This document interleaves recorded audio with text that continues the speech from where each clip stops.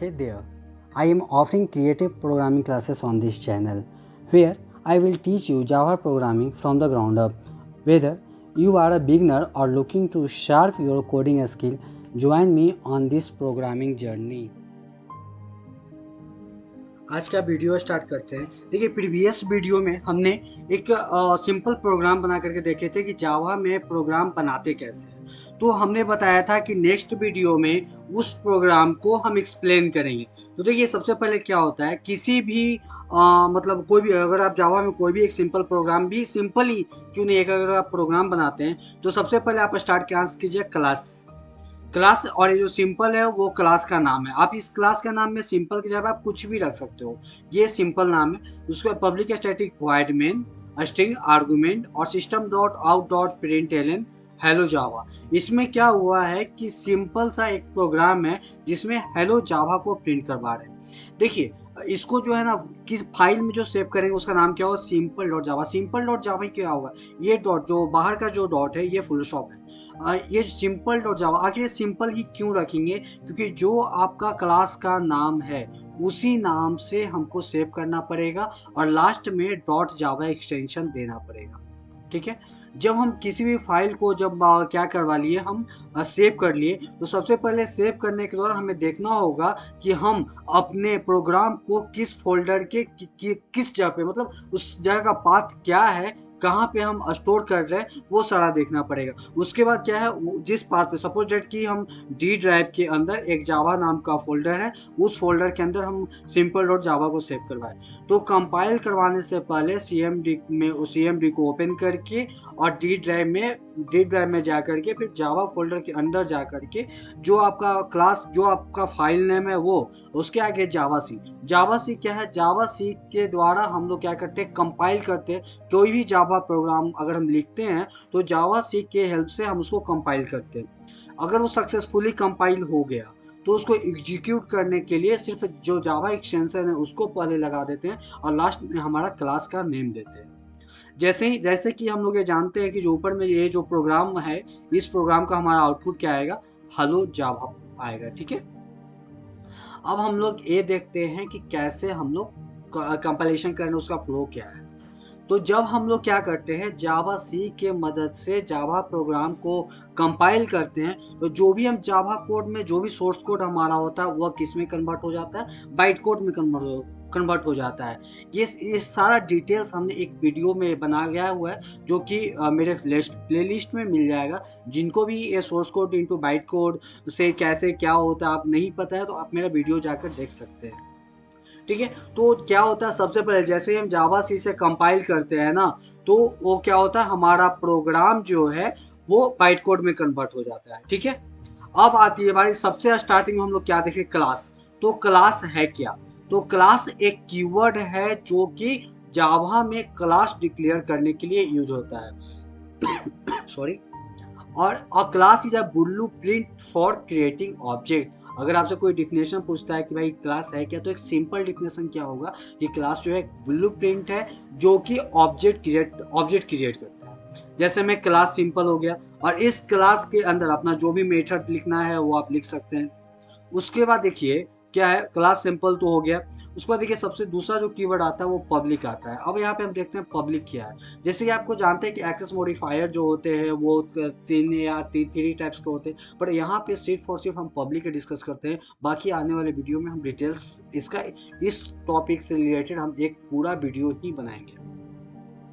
देखिए, public access modifier क्या होता है, तो एक पब्लिक एक ऐसा कीवर्ड है ना जो कि एक विजिबिलिटी को डिफाइन करता है। किसी भी क्लास के अंदर जो है वो विजिबिलिटी डिफाइन करता है। जब क्या होता है, जो हमारा क्लास है वो पब्लिक से अगर डिक्लेयर हो किया हुआ है ना, तो वो किसी अदर क्लास में भी वो क्या हो सकता है, आसानी से विजुअल हो सकता है। जैसे में यहाँ पे जो हमारा जो क्लास सिंपल क्लास है वो किससे डिनोट किया गया, तो पब्लिक से किया गया। तो इस क्लास सिंपल क्लास के अलावा भी अगर हम कोई क्लास बनाते हैं तो उसमें भी हम इस क्लास को यूज कर सकते हैं, क्योंकि ये पब्लिक से बना हुआ है। अब पब्लिक के बाद क्या है, तो पब्लिक के बाद स्टैटिक है। तो स्टैटिक क्या है, इसके लिए भी हम स्पेशल वीडियो लेकर के आएंगे। अभी जो है टेम्पररी जो एक प्रोग्राम में हम लोग क्या यूज किए हैं वो हम बता रहे हैं, ताकि हम नेक्स्ट इस वीडियो के नेक्स्ट में डालेंगे कि जावा में हम लोग इनपुट कैसे लेते हैं। उसके बाद सिंपल प्रोग्राम जावा में कई सारे देखेंगे और जैसे जैसे आगे बढ़ते जाएंगे वीडियो वैसे ही आगे आगे बढ़ते जाएगा। अब स्टैटिक मेथड क्या है, तो स्टैटिक एक कीवर्ड है जो कि क्या किस लिए यूज होता है, use to declare a method, method को डिक्लेयर करने के लिए होता है जो किस चीज से बिलोंग करता है, तो क्लास से, एक्सटेंट ऑफ द क्लास, ठीक है। In the context of main method it means that the method can be called without creating an object of the class. इसका मतलब क्या हुआ कि मेथड जो है वो कॉल हो सकता है बिना क्लास का ऑब्जेक्ट क्रिएट किए हुए भी, ठीक है। जैसे मैं यहाँ पे आ गया पब्लिक स्टैटिक, जो कि स्टैटिक हमारा यूज किया हुआ था, ठीक है। कि क्यों, अब इसके बाद क्या है वॉइड।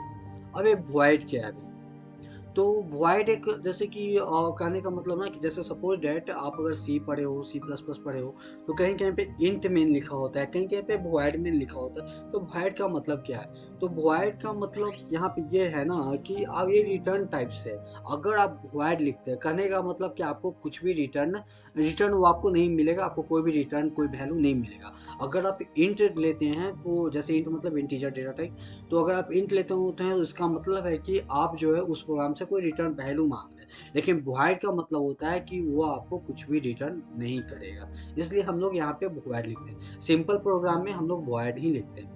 अब देखिए, अब यहाँ पे स्ट्रिंग args है, ठीक है। स्ट्रिंग args है तो स्ट्रिंग args दो तरीके से लिखाता है, या तो आप स्ट्रिंग args ऐसे भी लिख सकते हो या फिर स्ट्रिंग args ऐसे भी लिख सकते हो, ठीक है।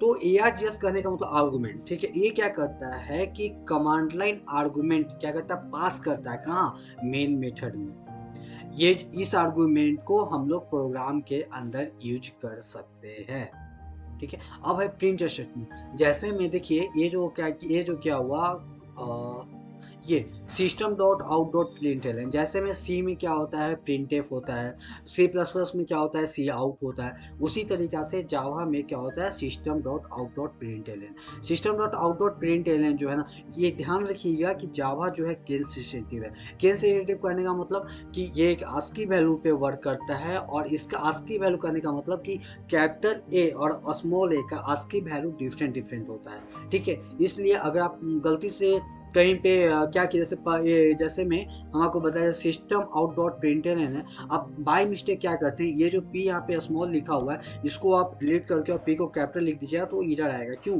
क्योंकि कैपिटल पी का आस्की वैल्यू डिफरेंट होता है और स्मॉल पी का आस्की वैल्यू डिफरेंट होता है, इसलिए इसमें सिर्फ एस कैपिटल है, बाकी सारे लेटर स्मॉल है, ठीक है। तो system dot out dot println क्या होता है, ये जो है कोई भी आउटपुट को प्रिंट करने के लिए होता है, चाहे वो मैसेज हो या कोई वेरिएबल का वैल्यू हो। मतलब जावा में अगर हमको कोई चीज़ आउटपुट चाहिए एग्जीक्यूशन होने के बाद, तो उसमें हम लोग क्या यूज करते हैं, system dot out dot println. तो हमारे प्रोग्राम में, एक सिंपल प्रोग्राम में इतना मस्ट होता है। अब अभी क्या है, ये क्या था, ये हम लोग स्टैटिक वैल्यू लेकर के क्या है हम इसको बना रहे हैं। अब हम लोग क्या सीखेंगे, जैसे में क्या होता है ना कि जब आप कोई कोर्स कीजिएगा तो इनपुट लेने के लिए सबसे लास्ट में बताया जाता है, लेकिन मेरा ये मानना है कि हम इनपुट लेने के लिए सबसे नेक्स्ट वीडियो में ही कैसे इनपुट लेते हैं, वो वीडियो कुछ ज़्यादा लंबा होगा क्योंकि उसमें काफ़ी सारे मेथड्स होते हैं। जैसे में क्या करते हैं सी में स्कैनएफ करके और उसमें इनपुट ले लेते हैं %d %f इस तरीके से करके, जिस तरीके से सी प्लस सी इन करके ले लेते हैं। तो उसी तरीका से उसमें जो है, इसमें जो है ना एक सिंपल सा चीज़ नहीं होगा, इसमें कई तरीका से इनपुट लिया जाता है, ठीक है। तो उसके लिए हम नेक्स्ट वीडियो में कैसे इनपुट लेते हैं वो लेकर के आएंगे, और उसके बाद जो है हम लोग सिंपल प्रोग्राम देखेंगे। आज के वीडियो में इतना ही, thank you. If you have any question or topic you would like me to cover in future video, leave a comments below. And if you enjoyed this tutorial, remember to like and subscribe for more. Happy coding and see you again.